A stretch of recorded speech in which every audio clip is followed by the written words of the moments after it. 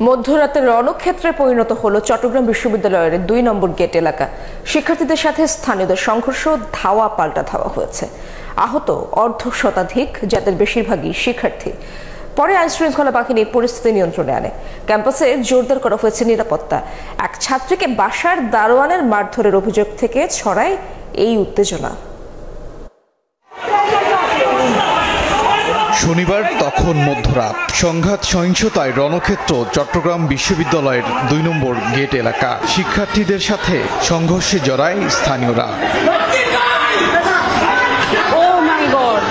প্রত্যক্ষদর্শীরা জানান, ২ নম্বর গেট এলাকার একটি বাসায় ভাড়া থাকতেন দর্শন বিভাগের এক নারী শিক্ষার্থী। রাতে বাসায় ঢোকা নিয়ে দারোয়ানের সাথে তার বাগবিতণ্ডা ও মারধরের অভিযোগ ওঠে। বিষয়টি সহপাঠীদের জানান তিনি।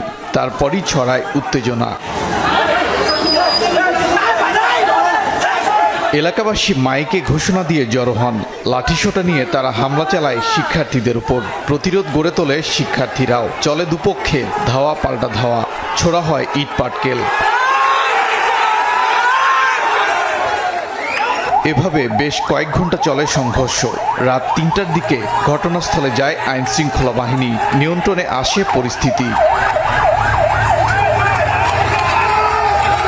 সংঘর্ষে অর্ধশতাধিক শিক্ষার্থী আহত হয়েছেন। তাদের মধ্যে অন্তত ২০ জনকে চট্টগ্রাম মেডিকেল কলেজ হাসপাতালে পাঠানো হয়।